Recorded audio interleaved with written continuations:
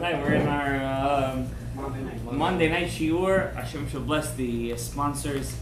That's for the Mani family with bracha, v'atzlacha, zivug agum, parnasat tova, shefa ra'av. The main bracha is when you're going to have it, accept it. And she should accept it, you should accept it, and it should be ba'atzlacha b'zat Hashem yitbarach. Hashem lo yimna tov l'chadim. And I'll tell you what, just like you get everybody here nachat ruach, may you get nachat ruach. So our shiur is Zimri ben Salu and Pinchas ben Elazar ben Aaron HaKohen. How did Pinchas kill Zimri?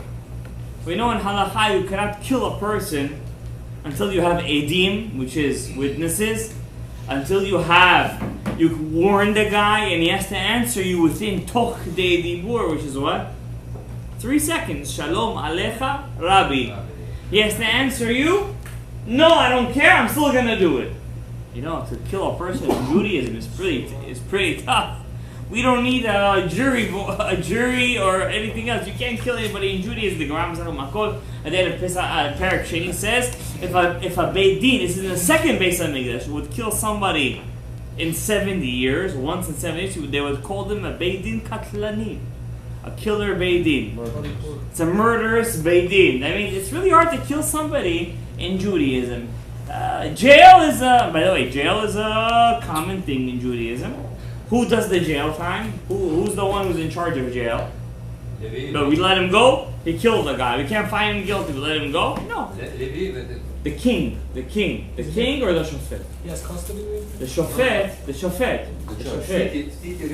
That's something else. But in general, when you have a Beis Din in Shevet Yehuda, and he can't find him guilty, but you know he killed the guy. It was him.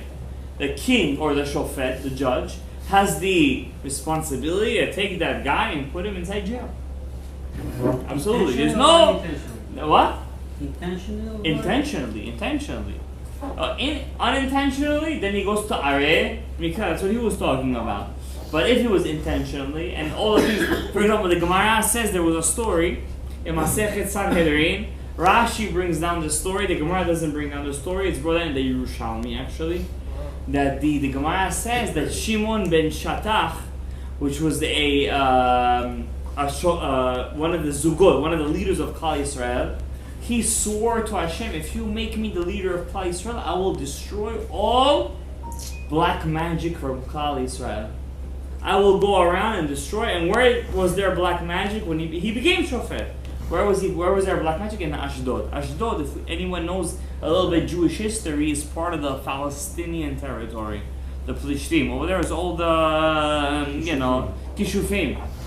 When he became the shofet, Rashi says in Masechet Sanhedrin that a woman had a dream that she came to. Somebody came and says, Shimon ben Shatach en lo chelek l'olam haba. So why? He didn't keep his neder. She came to him, and once he heard that, he decided to take 80. There was 80 mechashfot. They say mechashfot. Sorcerers, witches. That they were doing witchcraft in Ashdod, in second Beis Hamikdash, for second Beis Hamikdash, and he sent 80 young men to catch them. Why? There is a rule in black magic. If a woman, mostly women have the power to do this, if she's not touching the ground, she cannot do the kishuf. You have to pick her up. Oh, wow. Once you pick her up from the ground, her feet is not touching the floor, she cannot do the kishuf. She can't do anything. So these 80 Talmidei Chachamim, yeshiva guys, went inside the Ma'ara and they did whatever they had to do. It was a whole story over there. And then the relatives of these machashfot, the witches, they made a alila dam, a blood libel against the son of Shimon ben Shatach, as if he was a rasha, and he came to Beit Din and he was chayav mitah, and he had to kill his own son even though he knew it was fake. Two witnesses came and they said he's chayav mitah, and there was no dispute. Even in the halakha, this is the chidush. Masechet Sanhedrin. Then they came after they said Chayav Mitah. They said we were lying. They were scared, and they said we were lying. The Rashi says this in Masechet Sanhedrin. Don't kill him. Well, once the Gzar Din was a Gzar Din, and he put him to, and he went to death. Yeah, but don't you need to have a Bible witness? Those were the witnesses, and then they retracted their testimony. Were they liable? They were not liable to begin with. They were okay. They were good, but then they had a guilty conscience, and they came to Shimon ben Shattach. He was the sister of Shlomit Tzion. She was the queen of Klal Yisrael. Her husband Yanai HaMelech was Kohen Gadol for 80 years. After 80 years, he became a Kofer Beikar. Wow. 80 years he was a Kohen Gadol. This is a rule for us. You could be a Talmid Chacham your whole life. It only takes one instance in your life to make you cuckoo for Cocoa Puffs. That's the truth. And Shlomit Tzion, she was the queen of Klal Yisrael. Her brother was Shimon ben Shattach, and whatever happened was that he was the Av Bedin, and he killed his own son.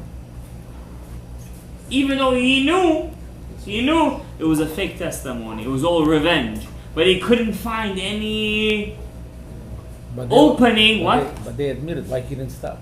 The halacha is once an ed becomes an ed kasher, he cannot become an ed zomem. You can en adam masim atzmo rasha. You can't make yourself a rasha. So they didn't kill him. Wait a second. Do you hear what I said? You can't make yourself a rasha in halacha. You can't go to a person and you say I killed him. You can't do that. En adam masim atzmo rasha. It's the halacha. Masechet makot. You need the evidence. You need evidence, and you need somebody else to testify. Now, given that, let's go into the parasha. We have over here Pinchas becomes a Kohen, the only human being who turned from a Levi to a Kohen. I'm sorry, Rabbi Bechor. You cannot become a Kohen. You're done. You're a Levi for life. There was only one Levi who turned into a Kohen. How did he turn into a Kohen? Why? First of all, how come he wasn't a Kohen? He was a son of Elazar Kohen. Okay, we have Aharon. Aharon was chosen to be a Kohen? Yes or no? Yes. Gabriel, look at me. He was chosen to be a Kohen. How many sons he had? Four. Nadav v'avihu Elazar ve'itamar. Nadav v'avihu went. Shavak chayim v'chol alma. Finished. Who became Kohen Gadol after Aharon? Elazar. Elazar had how many sons? One. Pinchas. But he was born before God said make them Kohanim. So he was a Levi? He was a Levi. Because God said you and your descendants will be Kohanim. That means you and the descendants that will be from today on. But Pinchas was already born. So he wasn't a Kohen. Could you imagine? All of your family, they're all superstars, but you're just a star. How is it possible? His father What? was born. God did that on purpose. Because it's a godly commandment. It's not what you decide. This is not your, I decide this. It's no inherit. Hashem said, from today on, you guys are Kohanim. From today on, your descendants will be Kohanim. If whoever was born beforehand will not be Kohanim. They're Gerim. We do. Did that on purpose? Hashem? Yeah, of course. You know what the purpose was? So Pinchas would have the lineage. I don't want to say the word, but the strength to lisrof et ha'olam. And you know what? I'll tell you what's one thing.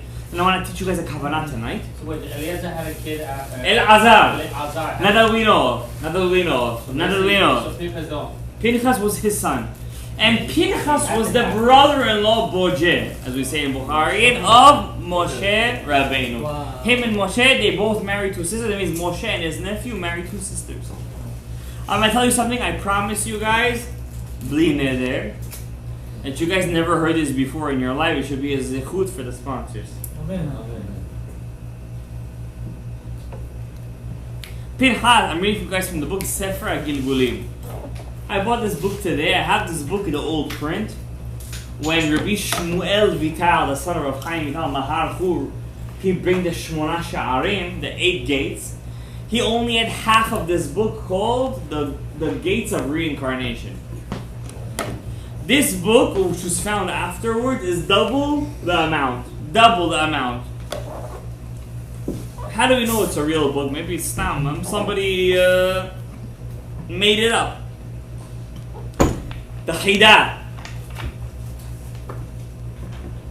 Rabbi Chaim Yosef Azolai says this book, admit. Now that I said this, I remember something. Tonight is the Yorset of Rabbi Ben Zion Abba Shaul. Your zechut. May we have the zechut to connect to his neshama. He was Persian, by the way. You know, you're also. And you're special tonight's shiur. Wow. L'Shem Shamayim. L'Shem Shamayim. Pinchas says Ari HaKadosh. Who's Phineas? Pinchas. Da. Don't miss a word over here, Rabbi Yisai. Sheyitzhak Avinu, Isaac, our father, Nidgalgel bePinchas, was reincarnated inside Pinchas. Wow. You never heard this before, you know that? I guarantee you. The Esav and Esav Nidgalgel beZimri. He was inside Zimri. I'm not making this up. You can look at this after this year. Lefi shaya liyitzchak la'arog ben Esav. Yitzchak, halachically speaking, should have killed Esav. Wow. Esav was a ben moret, he was a ben sorer o more, he was a rasha merusha, oved avodah zara ve'megale arayot. Yitzchak's din was that he had to kill Esav. V'hu haya ohev oto, but he loved him. Instead of giving him shateh, what did he do instead?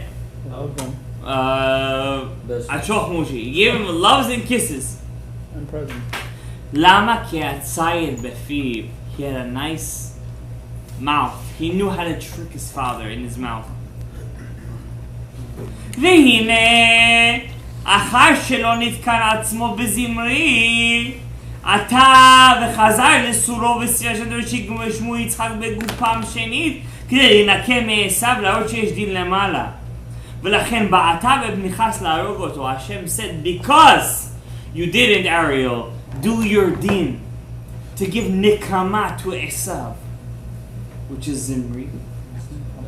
Now you guys are gonna come back in Pinchas and Zimri, and now you will take Pinchas to show the world that even if a father loves his son, he still has to do the right thing.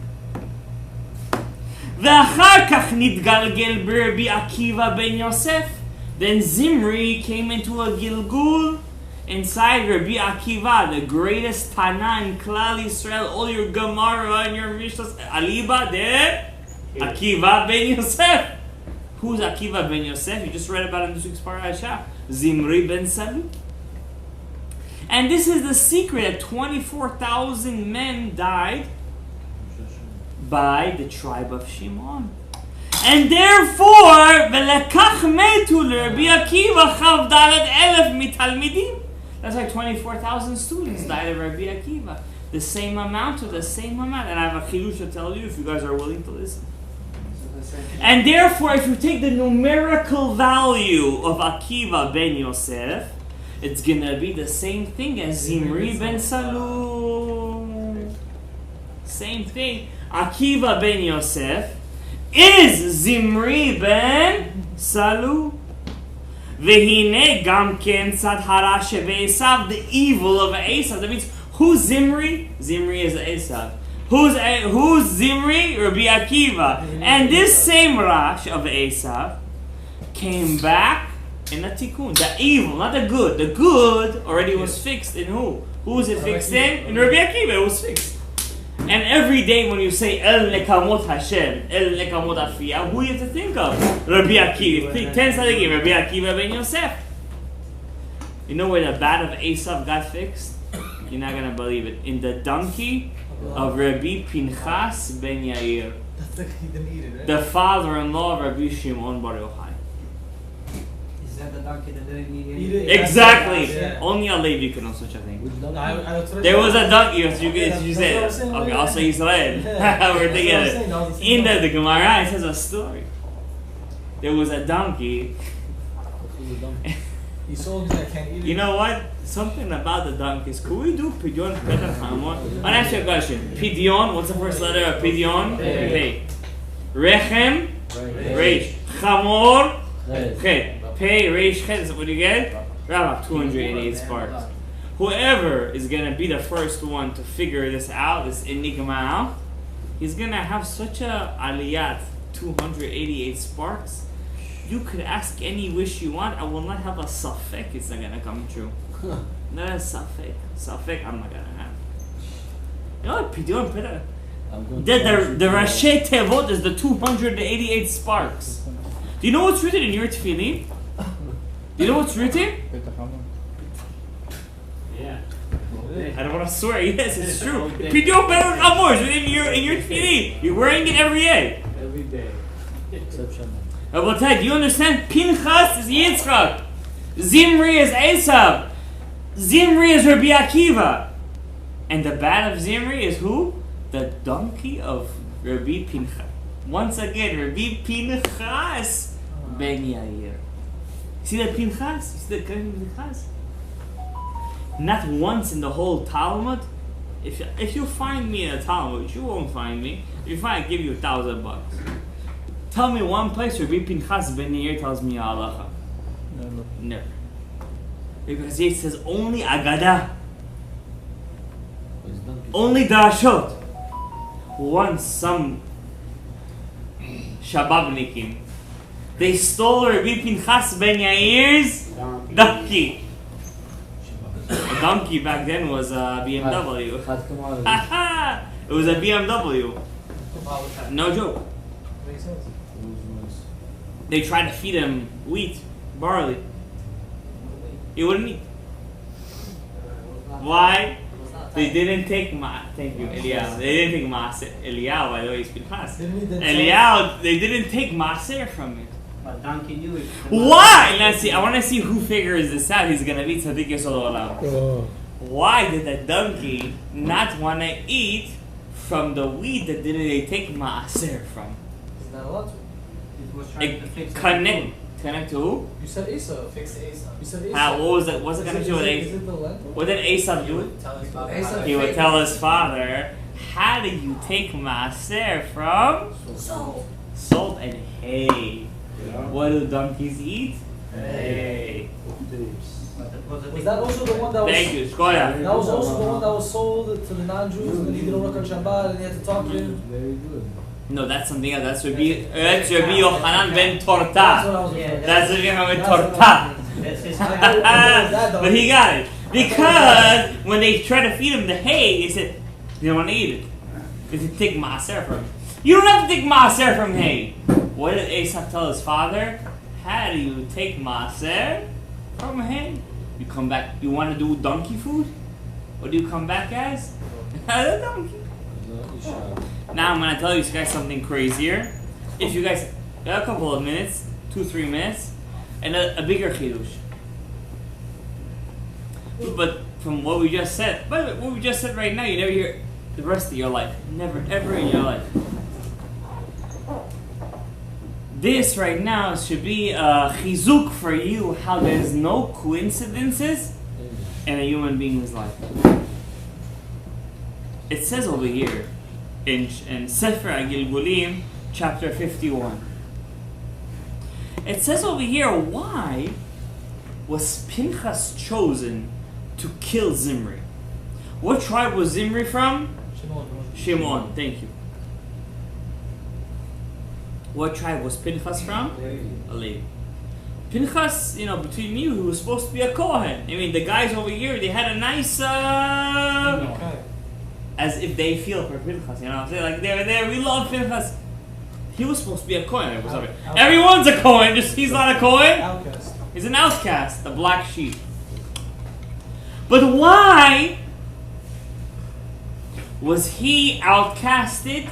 And why did he have to break through that to become then what? A Kohen. I will tell you. It's actually the Chidush is mitbakesh. The Sefer HaGilgulim. Today, all of Klal Yisrael, we could have had Mashiach long time ago. All the Znud, Arayot, Avodah Zarah, Hashem is El Rachum B'Chanun Erech Alpayim Rav Chesed David. Think he cares about our shtuyot? Thank you, really. Tikkun. Kol hakavod. Thank you, really. Hashem doesn't care about our stuff. He cares and he doesn't. He doesn't really make up a gam. Hashem is Rav, he's kol yachol.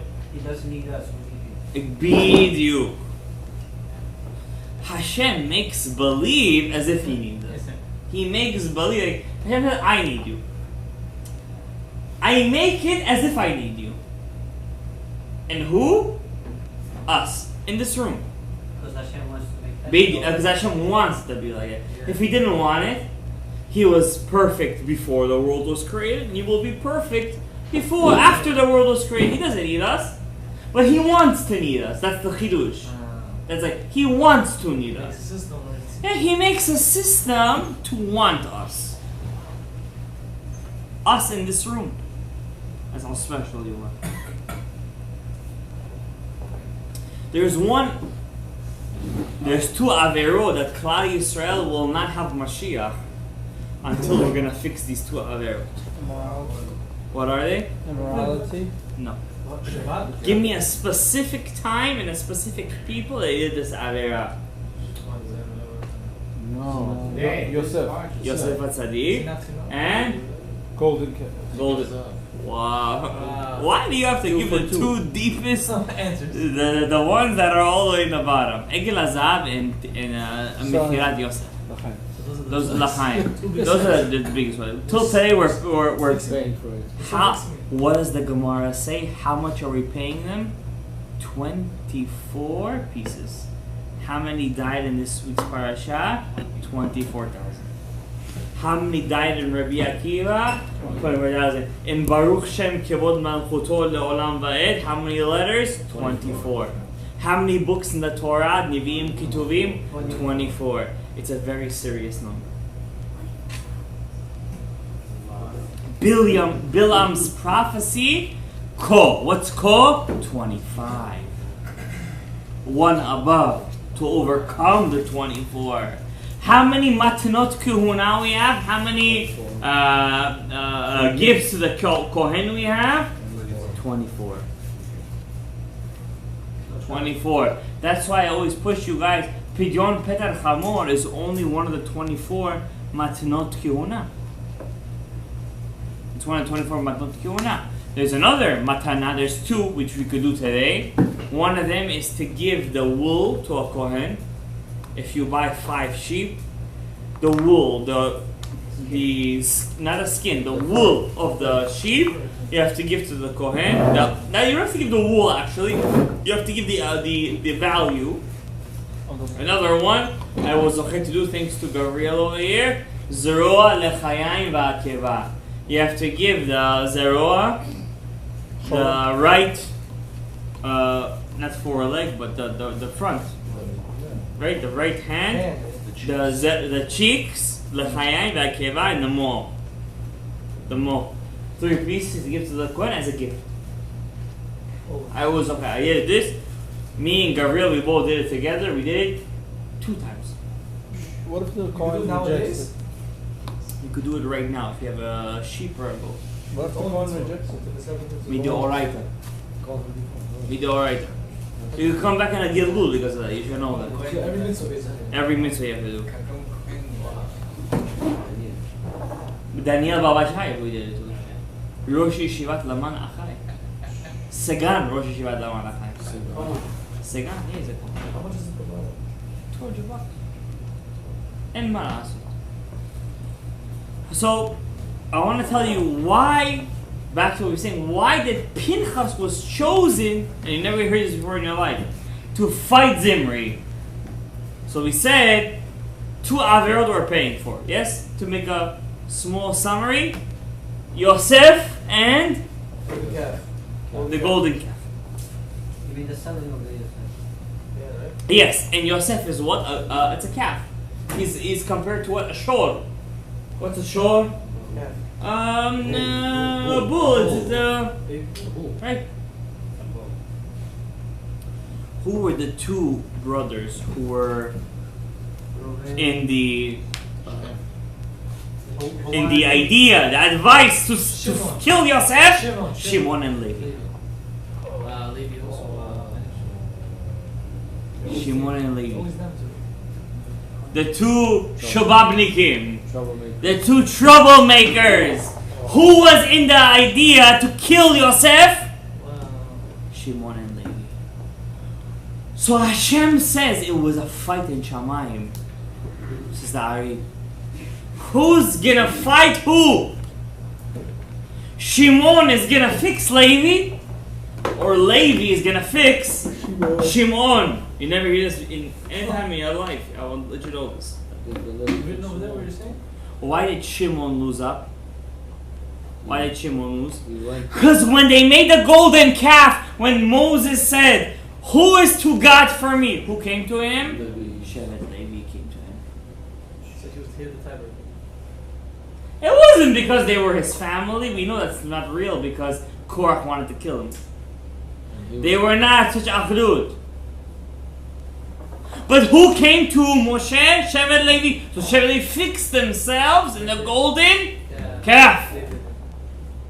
But Shimon is Otiot Sham Avon. Over there is the Avon. So who has to fix who? Levi has to fix Shimon. When the whole Avera happened with Zimri and Cosby, the two brothers who always loved each other was Shimon and Levi, said, now I'm going to truly love you. I'm going to help you out. I'm going to make a tikkun for you. By Pinchas, which is Levi, and Yitzchak Avinu, which is the father of the Gvurot, himself stabbing Zimri in the Kuba. What's the Kuba? What's Kuba? Right? Brit Milah. You Someone want to hear something crazy? Oh, that's what I had a it family member who had a Brit Milah for his kid this past Shabbat. And what did he name his kid? Kobe. Is he? Very popular. Kuba! Kobe! Whoa! You could have picked a better name, I think. But that's really why he did it? Is that reason? Of course not. It just happened to be. Hey, name that kid that this thing. Cool. Unbelievable! It's crazy. That's a Jewish name. I mean, I hope so. Yaakov. I mean, Kobe, Yaakov, same way. I'm hoping so. And when he killed Zimri, he fixed the tikkun that Yitzchak was supposed to say to Esav, get out of here. He was not mutar to the brachot. He was not available to the brachot. And he didn't, but Pinchas did it, and he came back as Rabbi Akiva ben Yosef. Now, I want to finish it. Rabbi Akiva ben Yosef is exactly the gematria of Zimri ben Salu. That means the whole story of Zimri and Pinchas and Rabbi Akiva was the arms bearer of who? Chas v'shalom. Of who? Ben Koziva. Ben Koziva was supposed to be Mashiach and Ben David. You meant that, but you got confused. I give it to you. He got confused. And Ben Koziva, who was Ben Koziva? Bar Kochva. Sounds like supposed to be. He was supposed to be Mashiach and Rambam. Only the Rambam, by the way. You never find one Rishon that says Rabbi Akiva was his arms bearer. Only Rambam. And the Rambam says Rabbi Akiva was his arms bearer. Why? Rabbi Akiva was Mashiach ben Yosef, and Bar Kochva was supposed to be Mashiach ben David. Why did he mess up? One answer. He didn't believe in the Chachamim. He threw the Chachamim away. Yes. He killed his own uncle, Rabbi Eliezer ben Yaakov. Rabbi Eliezer Hamodai, not Rabbi Eliezer ben Yaakov. I made a mistake. Rabbi Eliezer Hamodai. He killed him because he thought he was in cahoots with the Romans. When you don't believe in the Chachamim, even if you have Shorish HaYechida, you're done. Because Chokhmah without Yechida, lo olech. Doesn't go together. So what happened to Reuben? Reuben was the one. Reuben? Yeah, he's the one who told them not to kill yourself. You wanted to come back later? Oh, this is You know who wrote this book? Arya Kadosh, which is a Gilgul of Reuben ben Yaakov Avinu. Hashem shall bless us all with bracha, v'atzara, yeshua. All the secrets that are revealed today should be b'zchut, all the sponsors in the Hashem, the Hilulah, Rabbi Ben Zion Abba Shaul, and Hashem shall bless all the bracha, v'atzara, yeshua, bracha, zivugim agunim. Kol ha'atzara, v'chen yisam v'nomar. Amen. Rabbi Hananiah ben Akashel.